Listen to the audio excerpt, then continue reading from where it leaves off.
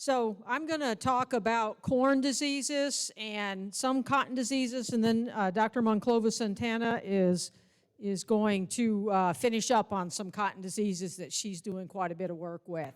So I thought I'd actually start with corn diseases. Now I'm not someone who's working with corn, and so I consulted with Tom Isaacete, who's a plant pathologist down in College Station, and he does quite a bit with corn, has been doing it for 30 years or so.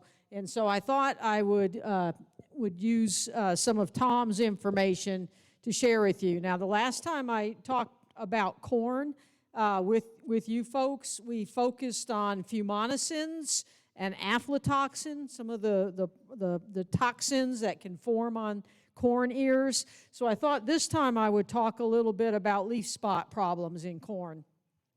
A couple years ago, I was at a meeting, and a lot of the crop consultants were discussing their corn management, and they were talking about fungicides that they spray on corn.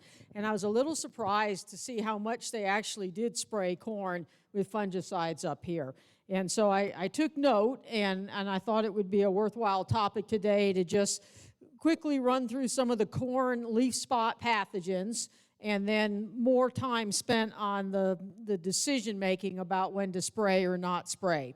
So this is one called common rust, and it's favored by rainfall, favored by cooler temperatures, and when it's severe, your whole leaf can turn yellow or even die. This is called southern corn rust, and it's got a little more orange pustules sort of associated with it compared to the common rust.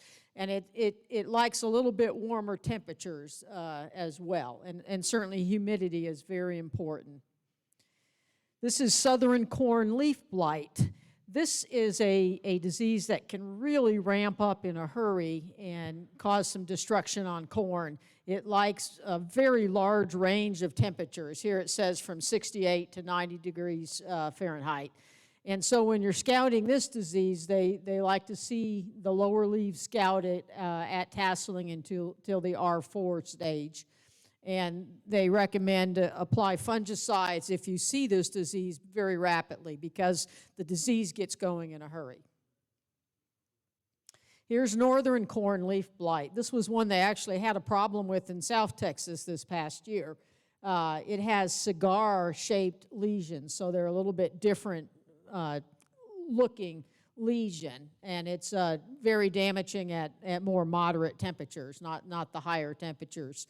And it will develop first on the lower leaves, so you need to scout the field from the whorl to the dent stage. Anthracnose, again, this is more of a southern disease. It can be important early in the season. It can be important late in the season. The lower leaves can just die off from it, and it's one that's very tied to moisture, lots and lots of humidity and rainfall. And then gray leaf spot, this is one that seems to scare folks quite a bit. It really does require a lot of moisture to get rolling. Not so much of a problem until the opening of the flowers, and you scout from tasseling to maturity. The disease will come up on the lower leaves and then go up toward the top leaves. There's two types of smut that we might see. This is a head smut. It's a systemic disease. You don't get symptoms until you have the reproductive stage out there. And you can manage this one actually with fungicide seed treatments. Tebuconazole is one of them. Now, common smut's the other one. It can survive in the soil and crop debris.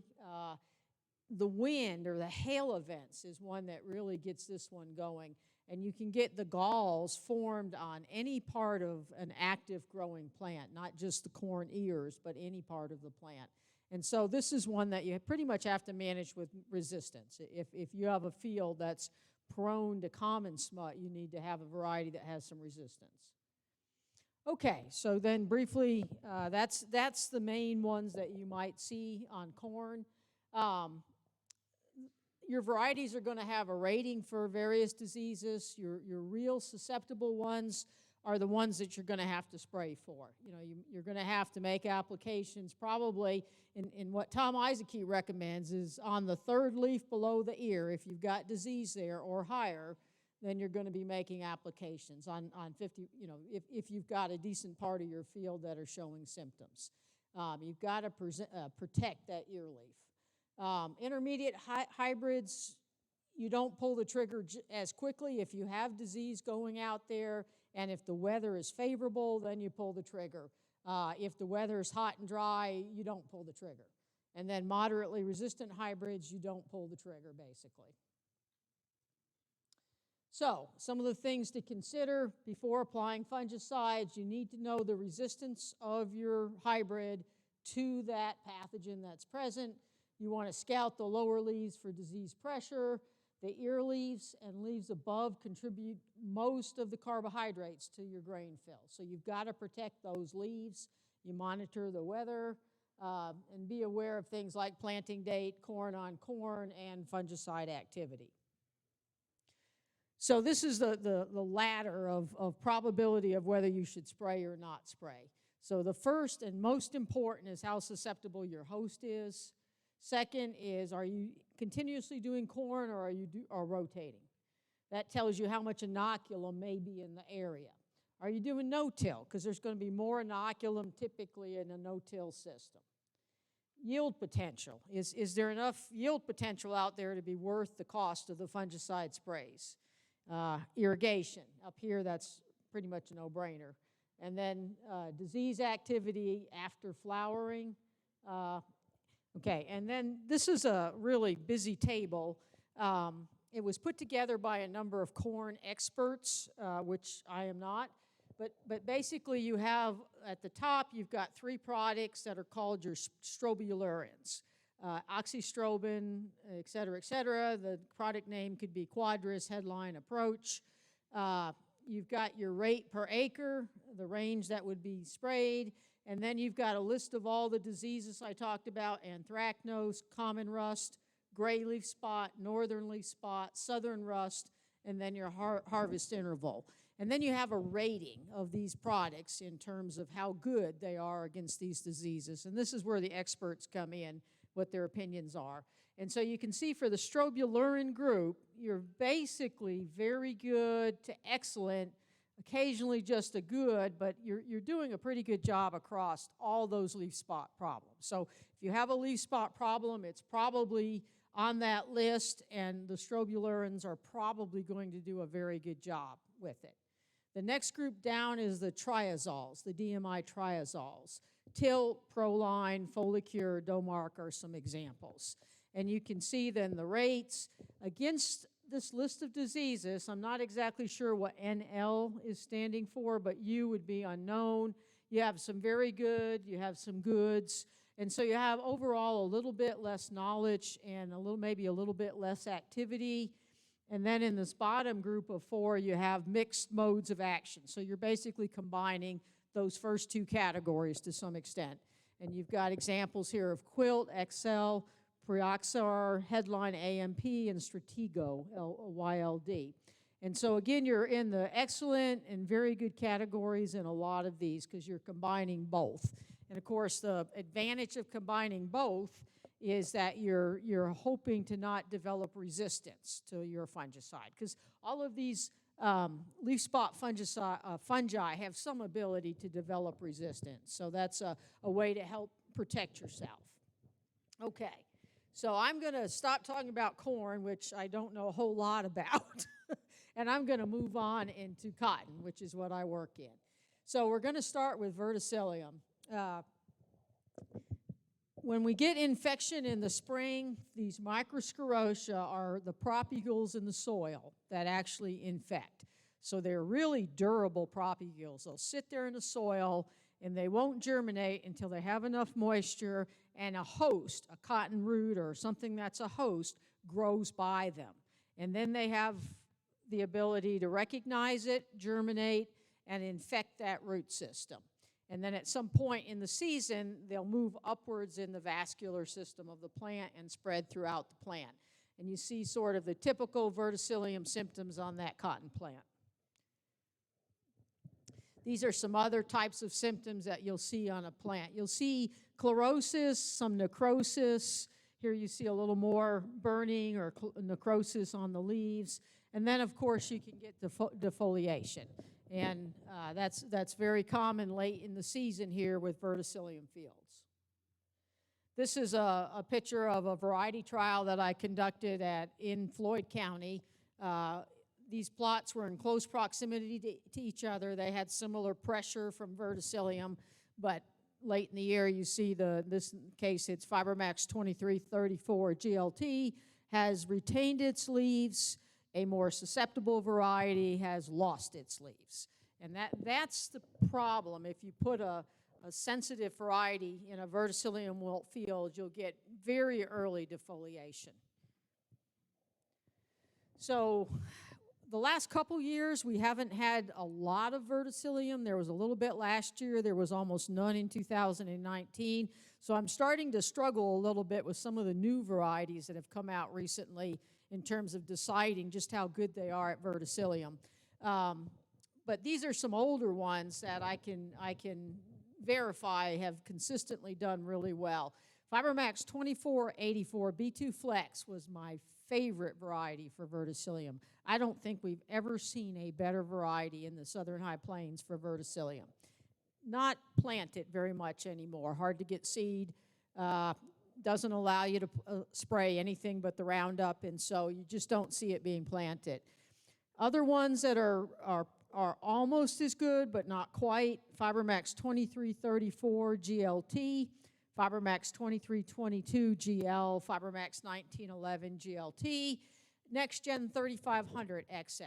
Those have had, I've been testing those varieties since 2014 or 2015, and I feel very strong that those varieties won't embarrass themselves in a Verticillium field. They'll be as good as anything else. Now, Delta Pine 1822 came out in 2018, and it did very well that year. It's done okay or fine the last 2 years. I just don't have as much data on that one since it didn't come out to 2018. That's why I have the question mark. But that's probably your most Verticillium-tolerant Delta Pine variety, and that's an XF as well as the Next Gen 3500. So I'm going to discuss some of the variety tests that I ran this year. So you can see some of the new varieties. Every test we had some issues with regards to yield. Verticillium was not the driving factor for yield last year in these fields. This first one was in Floyd County, and we did have an okay amount of Verticillium, but we had some water stress. The pump went down in the field during August, and there was some pretty strong water stress that affected the yields.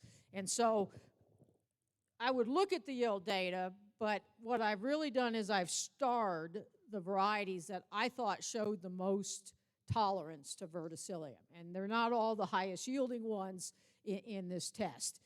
So the bottom purple line is the incidence of wilt. So we went out there at the end of August and we said, okay, 20% of the plants are showing symptoms of wilt, or 30% in a worst case scenario are showing symptoms of vert. And so that's not a ton of Verticillium at the end of August.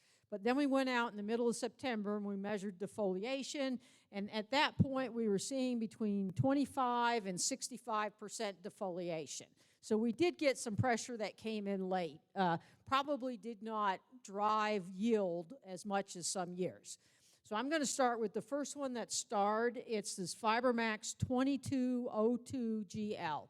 It's a new variety, and it had both a high yield in this field, it had low incidence of Verticillium, and it had relatively low defoliation in this field. The next starred one is Fibermax 1911 GLT, good history. The next one is Stoneville 5600 B2XF. That's a new variety in the last couple years. It's a nematode resistant variety. It's very loose.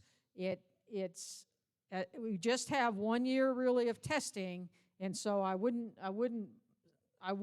be cautious with it, but it did look good in this field. It had relatively low defoliation, about 30% defoliation, and a low incidence of wilt. The next one is another new variety, that's Phytogen 394 W3FE. Again, it showed very good wilt traits, new variety. Then you have our Czech Fibermax 2334 GLT. Now we're moving down to another Phytogen 210 W3FE. And then we have a new one from Delta Pine, 2022 B3XF, okay? Those are all ones that look good from a verticillium standpoint. They didn't all yield last year in this particular field. This is a field in Plainview. In this field, we had decent verticillium pressure, but we got caught in that ice storm that came through on October 28th. And so a lot of cotton ended up on the ground, okay? So the yields really got hit hard by that ice storm. And so I don't think the yields are necessarily representative of how good some of the varieties are. The top yielding one, again, was this Fibermax 2202 GL. Okay, it did not lose its lint to that ice storm. It also had good traits with regards to wilt and defoliation. It looked strong. The next one we talked about in the last field as well, Phytogen 210 W3FE. And then we have Delta Pine 1822XF, this green bar. And then a one from NextGen 3930 B3XF. And then I'm going to move down here to NextGen 3500XF. And again, that new one from Delta Pine 2022 B3XF. So those are ones that, the new one from Delta Pine, for example, in both fields, it had very low defoliation. It did not yield, and so I don't know what its yielding potential is yet, but it had very low defoliation. This new one from Fibermax at 2202 yielded very well in both tests, as well as looking good from a wilt standpoint. The third field was in Ropesville, and it had root knot nematode. And so in this particular field, the wilt was very low. That's that purple line. Defoliation was much higher, but it came in late. And so I think the yield was defined more by root knot nematode in this field than verticillium wilt. A couple of the ones that I starred, all that RK means they were resistant to root knot nematode. Here's this Stoneville 5600 B2XF. It looked good in the Floydata site. It also looks good in this Ropes site. Another one is Fibermax 2498 GLT. A new one from NextGen 4050XF. NextGen 4098 B3XF. Our Fibermax Czech 2334. And then that new one from Delta Pine again, 2022 B3XF. That one had good wilt traits in all three fields we looked at it, but it did not yield last year in the environments that we had it. Okay, so that's all I'm going to talk about varieties. The data from those three slides, I have a handout on the table up front in case you want to access the data directly. This is a farm we have in the halfway area called the Helm Farm. We've been working on it since around 2001, doing large-scale ag-type studies. It's been involved with crop rotations, irrigation rates. Most recently, we're looking at tillage, conventional tillage versus minimum tillage or reduced tillage. And so I'm going to talk a little bit about some of the data we've collected from this field with regards to verticillium. The people working on this project include Jim Bordosky, the irrigation engineer. He retired in the past year. Wayne Keeling, myself, Will Keeling, and Donna McAllister are economists, most recently joining the team. This is an example of the 4 wedges. Every year 4 wedges are in cotton, and these are the data points where I'm collecting wilt information. The plots are harvested from turn row to turn row, so they're large plots, 4 rows wide typically. Irrigation rate is part of this study, and so basically a base rate, which is 1.0B, a base rate goes out on the circle early. Over the last 5 years, it averaged 8.25 inches of irrigation in the base rate. And then starting sometime in late June or July, even as late as early August some years, the rate will become variable and will separate to 3 treatments. We'll have the base, we'll have a low rate, which I call 0.5B, and over the last 5 years it averaged 5.7 inches of irrigation, and then we'll have a high rate. And so over the last 3 years it averaged almost 11 inches of irrigation. So I'm going to focus more on these higher rates because that's where the Verticillium shows up. This is the Verticillium wilt incidence from 2008 all the way to 2020. The blue line is the high irrigation rate. The green line is your base rate. The brown line is your low rate. And you can see irrigation rate absolutely drives Verticillium wilt. It has everything to do with your Verticillium wilt. Okay, and I'll show this picture one more time, the circle. The worst wilt areas are on the east and the west side of this field. And so the data I'm going to show you now is going to focus on the worst wilt areas in the field. I'm going to sort of ignore the lighter wilt areas.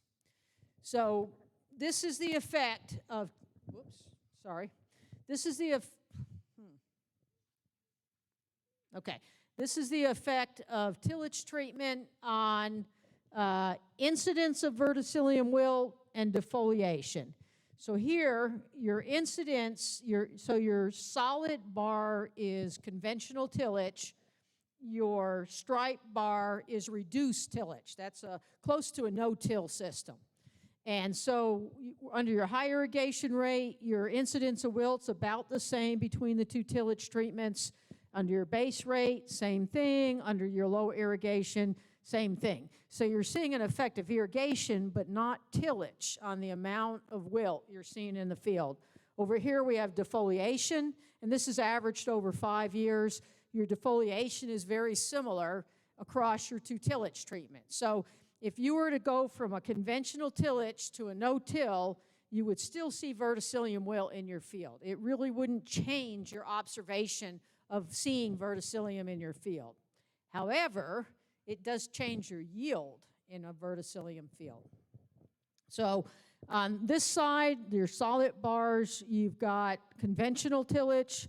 On that side, your stripe bars, you've got reduced tillage. So at a given irrigation treatment, and let's focus more on the green and the blue bars, at your base treatment, you're averaging around 1,150 pounds of lint here, whereas on your no-till or minimum till, you're closer to 1,300 pounds of lint. This is averaged over 5 years. And so 2015 and 2019, we had very little wilt.